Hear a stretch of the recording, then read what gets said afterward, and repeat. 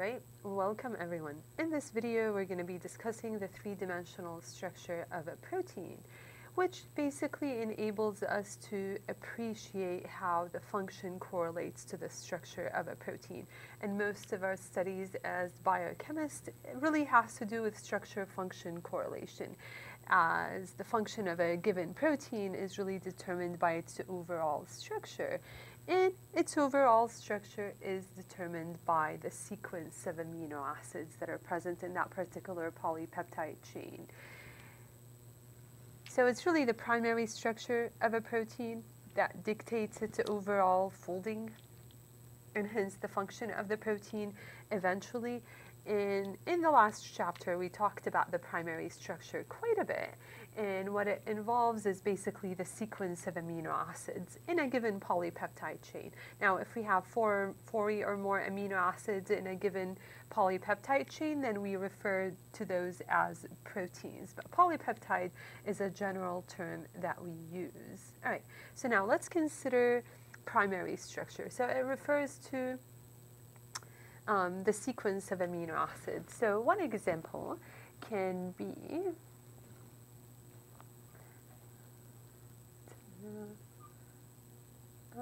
histidine. Let's just say histidine.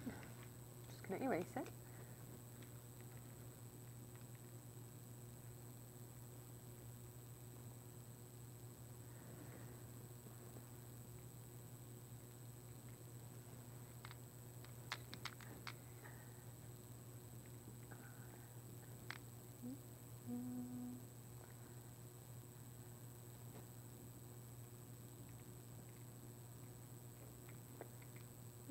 And that is THR, threonine, cysteine, histidine, glutamic acid, methionine, isoleucine, serine, threonine, arginine, and tyrosine. All right, so that's an example of a primary structure. It's the sequence of amino acids in a polypeptide chain. Are there any histidines or prolines or lysines in the residue? And the exact sequence of amino acids, right? Because the sequence of amino acids that are present in a polypeptide chain will dictate its secondary structure, right? And in a secondary structure, we're simply talking about the arrangement of the backbone atoms, all right? So we don't consider the side chains of any of the each of those amino acids. We're only really considering the backbone. Well, going back to the primary sequence, we write it either as three-letter abbreviations separated by dashes, or we can write it as in its one-letter abbreviation. Cysteine is C, histidine is H, glutamic acid is E, remember the glue, methionine is M, isoleucine is I, serine is S, threonine is T, arginine is R, and tyrosine is Y. So, chemistry. So that's an example of a primary structure, whether we write it as a one-letter abbreviation or whether we write it as its three-letter abbreviation separated by a dash. So now what's the difference between primary, secondary structure, and later we'll talk about quaternary and tertiary structure? It's really just the structural complexity of a protein, right, or of a polypeptide chain. Primary structure is simply the sequence. Secondary structure is referring to the backbone. So if we consider the backbone of of a short peptide, we do start at the N-terminus, right? And we call that really the N-terminus of the peptide. And then we have the amino group, we have the alpha carbon, we have the carbonyl oxygen, right? We have the peptide bond, and then we have another alpha carbon, and we have the carbonyl oxygen, which is part of the peptide bond of the next amino acid, and then we have the alpha carbon, and another, it's carbonyl oxygen, and then we have the nitrogen of the next amino acid, it's alpha carbon, and I'm just going to end it right here, and then we have the carboxylic acid end. And we call that the C-terminus of a peptide. So in secondary structure, we are disregarding any of the side chains that are present, all right? whether it's a alanine or whether we have histidine or tryptophan or lysine, we ignore basically the side chains, right? So it's referring to the backbone, and that's what we mean by the backbone. The N-terminus, the alpha carbon, the peptide bond, an alpha carbon, a peptide bond, alpha carbon, peptide bond.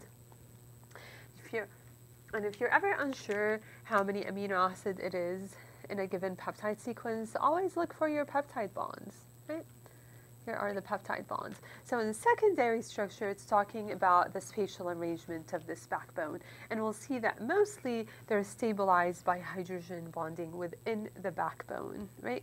Hydrogen bonding between the carbonyl oxygen and the nitrogens of peptide bonds.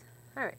And in the tertiary structure, we're considering the entire polypeptide chain. We're considering all the side chains as well and how those are arranged within the folded polypeptide, right?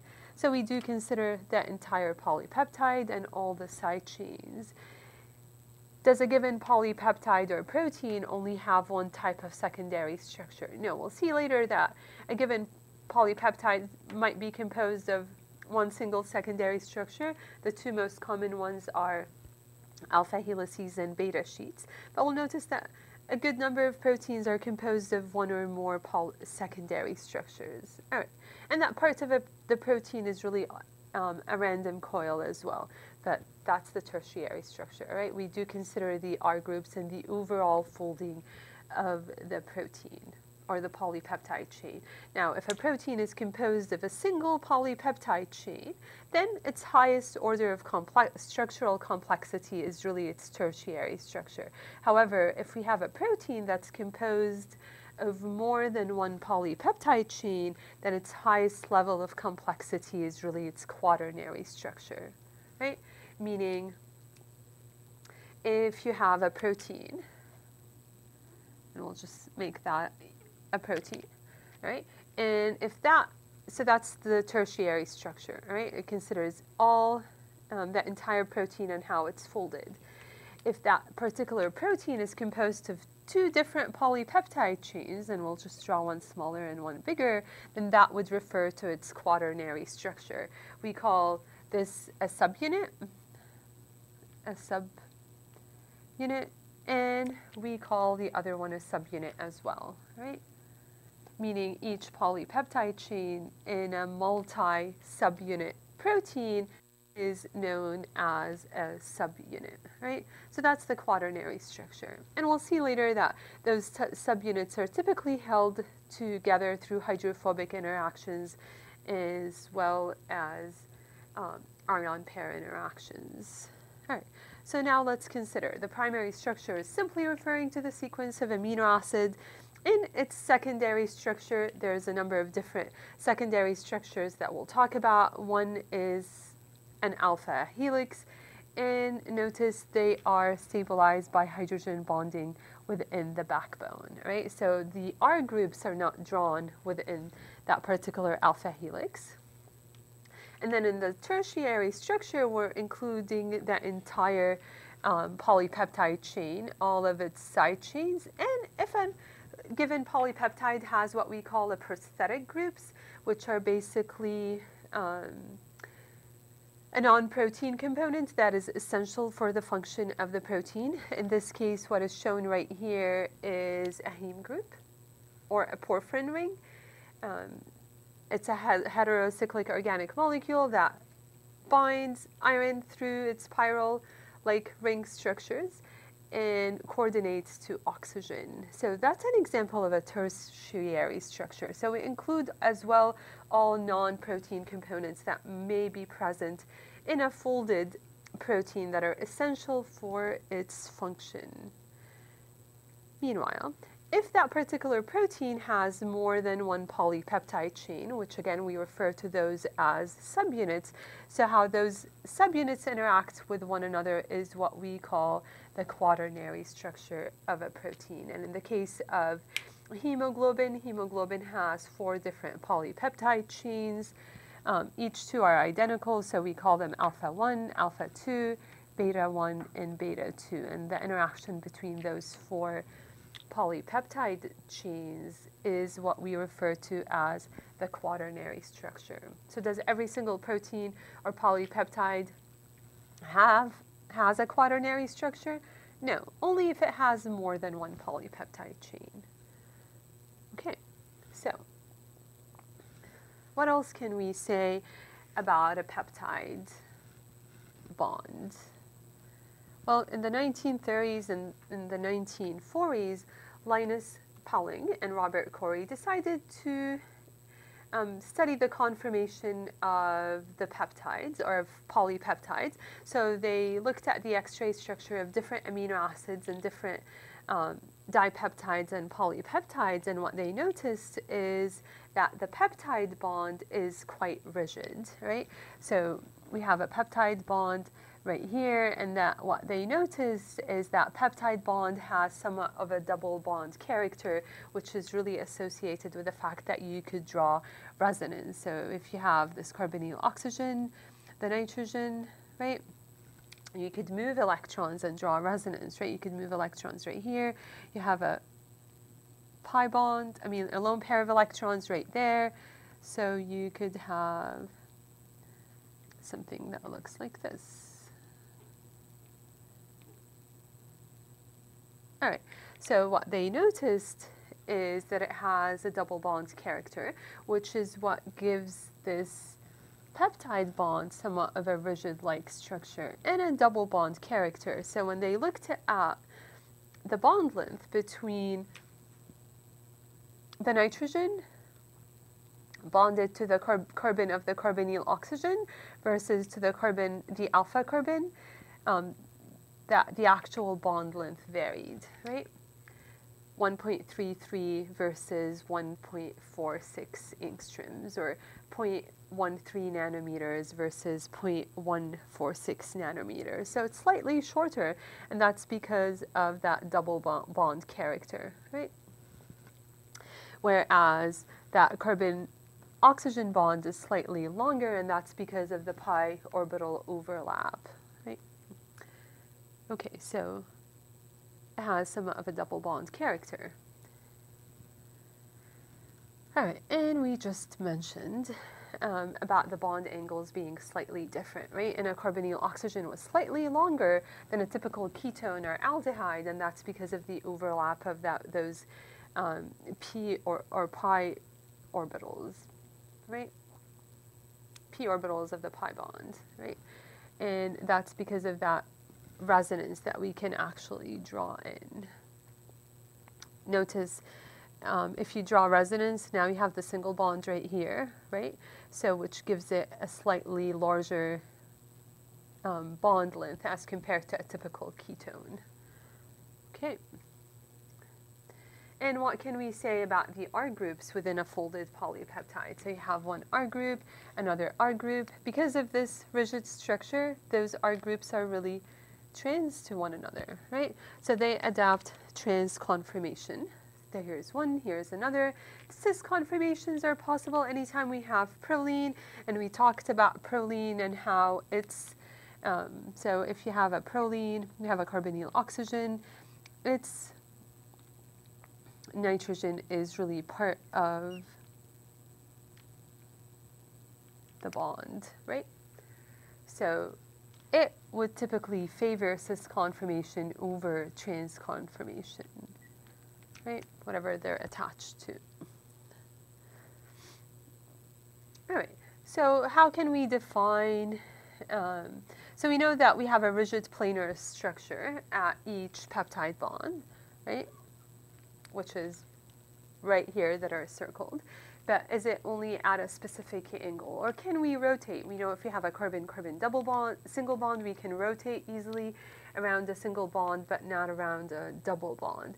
Well, we can rotate around the backbone of a polypeptide chain, and we specifically call those angles where rotation is possible torsion angles, right? And we ignore, again, the side chains, right? The actual peptide backbone has somewhat of a restricted conformation, right, because of its planar rigid peptide bond. So when we're referring to torsion angles, we're ignoring the side chains because those typically have more conformational flexibility. All right, so what type of angles are we looking at? So here's one peptide bond, and here's another peptide bond, and here's the alpha carbon, right? So we're really looking at this alpha carbon, for instance. And there's 2 points of rotation, right? So here's an alpha carbon, and we have a carbon right here, the carbon of the carbonyl, and we have the nitrogen. We can either rotate around this bond, or we can rotate around that particular bond. And notice they're both single bonds. So we're really not rotating around the peptide bond, but we're rotating around the 2 bonds within a peptide, right? So we call one, if we're rotating around the nitrogen and the alpha carbon of a single amino acid, we call that the phi bond. And if we're rotating the alpha carbon and the carbon of the carbonyl oxygen, we call that the psi bond. So we have the phi rotation and the psi rotation. Another term for torsion angles are also dihedral angles. So those enable us to identify what type of secondary structure are present. Notice everything we're talking about so far has to do with the peptide backbone, right? And again, the peptide backbone ignores those R groups, right? Or the side chains. And those torsion angles can really vary anywhere between negative 180 and 180. Okay. So we can calculate it based on structural constraints, and there is a limit to it, and that really just has to do with steric interactions. You know, how close can 2 residues come close to one another if we're talking about the carbonyl oxygen and the nitrogen.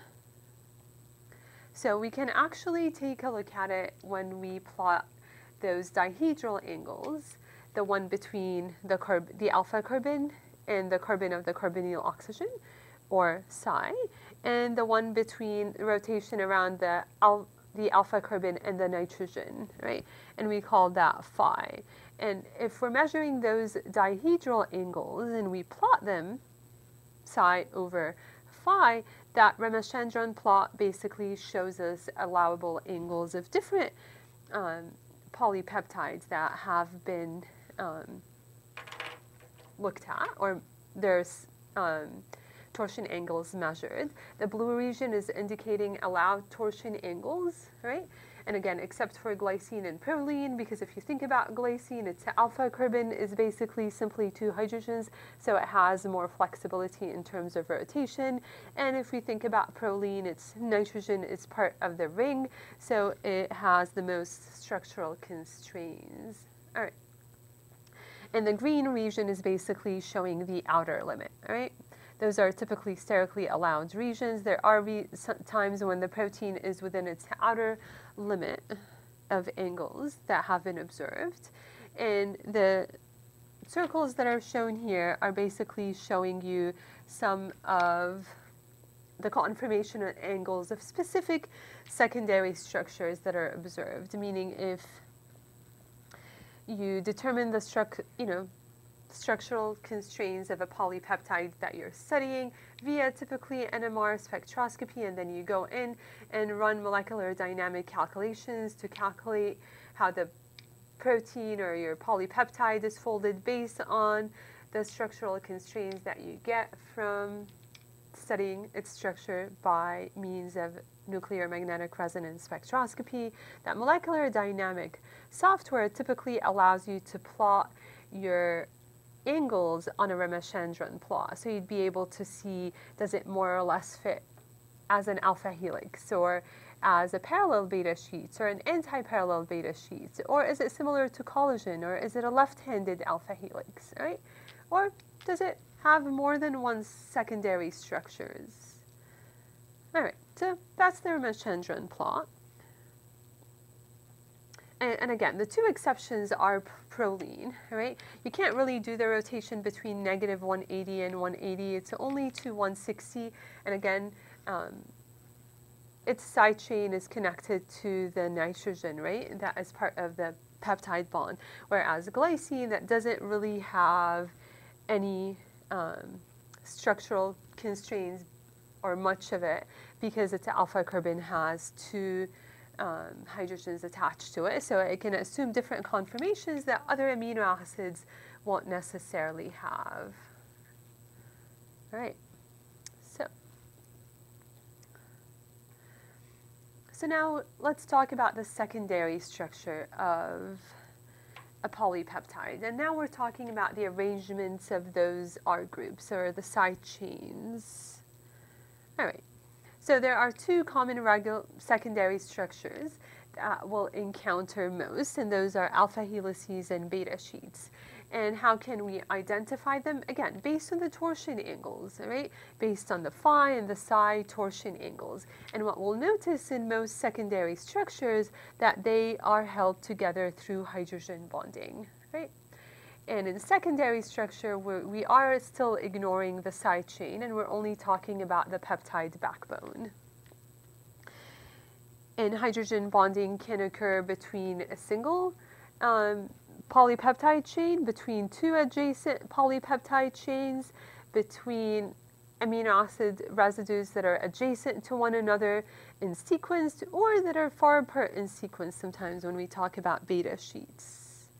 All right, so in an alpha helix, it is more of a coil, and what stabilizes the secondary structure of an alpha helix is really hydrogen bonding within its backbone, right? There is about 3.6 amino acid residues per turn, which gives it a pitch of about 5.4 angstroms, right? So in a typical protein, an alpha helix will typically be composed of about 20 amino acid residues, where you have about 3 turns per alpha helix, right? And a pitch or a rise of about 1.8 nanometer, or 0.18 angstroms. Okay, so that's an example of a right-handed alpha helix. So if you have trouble envisioning a right-handed versus a left-handed alpha helix, imagine you're going on a spiral staircase and you're holding the rail with your right hand. So you're going up a spiral staircase and you're holding the rail with your right hand, and you just go up, right? And that's an example of a right-handed alpha helix. So it's stabilized by hydrogen bonding, specifically between the carbonyl oxygens and the nitrogens of the peptide bond, right? But they're quite far apart in sequence. So, so here is one alpha carbon. It's basically 1 and then 5. So if we're drawing it, you have this carbonyl oxygens. That's R1, R2, R3, R4. I'm just going to do it to show you what I mean. All right, we have an amide bond, we have an alpha carbon, and that's going to be the end of it. So hydrogen bonding occurs between one carbonyl oxygen and the nitrogen of the next one, right? And because it's aligned as an alpha helix, they'll orient where you can actually hydrogen bond. But that particular NH group will then hydrogen bond with that particular carbonyl oxygen, right? So there's about 3.6 residues per turn. Okay, so that's an example of an alpha helix, right? And notice that the R groups, or the side chains, are all pointing towards the outside of the helix, right? Would you expect proline to be present in an alpha helix? No, because if alpha helix is stabilized by hydrogen bonding between the backbone carbonyl oxygen and the nitrogen of an amide bond, well, in a proline, it would lack this NH hydrogen. It would lack that particular hydrogen, so you won't see prolines in an alpha helix, right? You'd actually typically see it on the beginning of an alpha helix, only because of its structural constraints, it would help this alpha helix to form, but you wouldn't see it within the sequence of a typical alpha helix, right? Although later we'll talk about a different example where we could see proline in a helix that deviates from a typical alpha helix. So what amino acid residues would you expect to have the highest propensities of actually being found on an alpha helix? Well, those are easy to remember because you could think about their one-letter abbreviation, right? Malic, methionine, alanine, leucine, isoleucine, and lysine. Those amino acids typically are found in alpha helices, also, although you'll see other amino acids as well, right? So it's amino acids that don't have a bulky side chain, right? So that they don't distort that structure. Okay. And here's just another example of how tightly the inside of an alpha helix is with the backbone amide bonds, right? And how the alpha carbons and the side chain are really just pointing to the outside, and that's that gold part that we see right here, right? So there's really no free space within the helix, and those side chains are pointing out towards the outside. All right, so what about in beta sheets? Well, beta sheets are also stabilized by hydrogen bonding, but they're stabilized by hydrogen bonding of adjacent segments within a polypeptide. In an alpha helix, that hydrogen bonding goes within adjacent amino acids in sequence, right?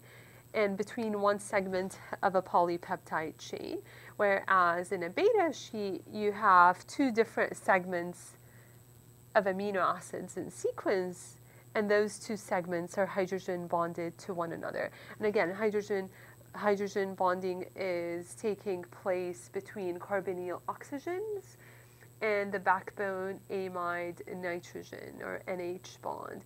And whoopsie, sorry again. All right, so we have hydrogen bonding. And what you notice is one side of the chain is running from the N terminus to the C terminus, and the other side of the chain is running from the N terminus to the C terminus. So those two chains that are forming hydrogen bond to one another are running in opposite direction in an anti-parallel beta sheet, right? And hence the name anti-parallel. However, in a parallel beta sheet, the two chains are running within the same direction, N terminus to C terminus, N terminus to C terminus, right? Anything else that you notice between parallel and anti-parallel beta sheets? Yeah, exactly. The hydrogen bonds are somewhat distorted in a parallel beta sheet, whereas in an anti-parallel, they're head-on, right? Which are more stable, right? Okay, so what else can we say about beta sheets? So what happens is it kind of forms more, we call it pleated sheets because it ends up having like this angle to it, looking like a sheet where they're apart by about 7 angstroms, right? And it's stabilized by hydrogen bonding, and the side chain are basically pointing perpendicular to that beta sheet, either on top or to the bottom. So here's an example of a side chain, and here's an example of a side chain, and one side chain is pointing downwards. Here's another side chain and another side chain that is pointing downwards. So those side chains are they're basically perpendicular to the beta sheets, pointing upwards or pointing downwards. So we typically find amino acids that have short side chains, like alanine, valine, are amino acids that we'll see typically in beta sheets, among others. So a single beta sheet can have up to 24 or 22 different polypeptide chains adjacent to one another that are forming a beta sheet, right? But on average, it's 6 strands, and you could have up to 15 residue per segment of that polypeptide chain. So, and again, if you think about those R groups being trans to one another then if you think about beta sheets, you'll kind of have an idea of why they end up being perpendicular or pointing to the out, on one side of the beta sheet or on the other side of the beta sheet. And here is an example of a protein that is composed primarily or really of beta sheets. And I'm going to assume this is the carboxylic acid end because I see a carboxylate, and then we have a turn, and then we have another turn, and then we have another turn, and then we have another turn. I don't know if we're at it, but that's an example of a beta sheet, right? Where hydrogen bonding is basically between the nitrogen, which is shown as blue, the carbonyl oxygen, which is shown as red. So there's all these hydrogen bonding that are basically stabilizing the secondary structure of that particular folded protein. So would that be an example of a primary structure, a secondary structure, a tertiary structure? What would be the structural complexity of something that looks like that? Yeah, that would be a tertiary structure because it's already including the side chain, which are shown in purple, right? And if this is simply a one polypeptide chain, which it looks so, then its highest structural complexity would be its tertiary structure, which is what's shown right here. All right, well, do proteins typically only have one type of secondary structure? No, they can have a number of different secondary structure, and that's an example of carboxypeptidase A, which is an enzyme that cleaves peptide bonds at the C-terminus end of a polypeptide chain when you have aromatic side chain. That's one of its specificity. All right, so that particular overall folding, and that's an example of a tertiary structure as well, right? Where you have the sequence of amino acids, and then you have the secondary structure, which is composed of the different alpha helices and the beta sheets, and then how the entire protein and its side chain are interacted with one another is what we call its tertiary structure. All right, so do the beta sheets have to be within a polypeptide segment of the protein that is adjacent to one another? No, it really doesn't. And if you follow, you'll notice that some of those beta sheets are really connected to alpha helices, right? And what's shown in that gold or orange color that you see is random coils. So in a folded protein, some regions of the protein can be as a random coil, and we'll see in a later chapter how that can play a role in the protein reactivity as well. Okay, so are they parallel or anti-parallel? We typically indicate it by the arrow. So we're going N-terminus to C-terminus, and we see the arrow. It's connected by a short turn, right? So some of that is actually turns, all right? They're not all random coils. Some are turns. Okay, so ta-da-da. And then you have the N-terminus, and here's the arrow, and then it's connected by a turn to the other one. And then if you take a look, that's the end of it, and it's connected to an alpha helix. And then that alpha helix right here connects once again to a different one, which is really that one. All right, so you can have an anti-parallel beta sheet that are connected to one another through an alpha helix, or through a short turn, or through a random coil. All right. So what can we say about beta sheets, right? Does it differ how they're connected through turns or loops when they're parallel versus anti-parallel beta sheets? And again, we call it anti-parallel strands when we're going from the N-terminus to the C-terminus. And in this case, it is the N-terminus to the C-terminus. Right? So they're going in opposite directions, whereas in parallel beta sheets, we're going N to C, and we are going N to C as well, right? They're pointing in the same directions. So in an anti-parallel beta sheet, a simple turn or loop will do. However, in a parallel beta sheet, typically what it requires is a longer turnover, right? or a crossover. So a longer loop, right? That loop could be part of it a random coil. It could be connected to an alpha helix, right? This could be an alpha helix as well. Okay. So are there any specific amino acids that we could see at turns, at tight turns within a folded protein structure? Well, turns, we refer to them as type 1 and type 2 and type 2 turns. And type 1 can have several types within.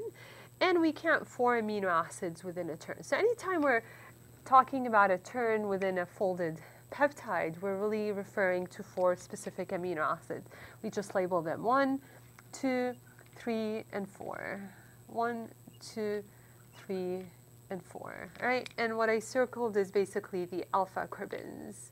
And the main difference between type 1 and type 2 alpha turns, beta turns, and we call them beta turns because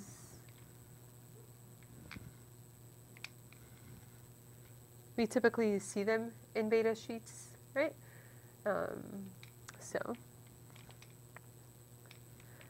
1, 2, 3, 4. It's really between residues 2 and 3, and that flip at that particular amide bond, right? There is this 180-degree flip between type 1 and type 2, right?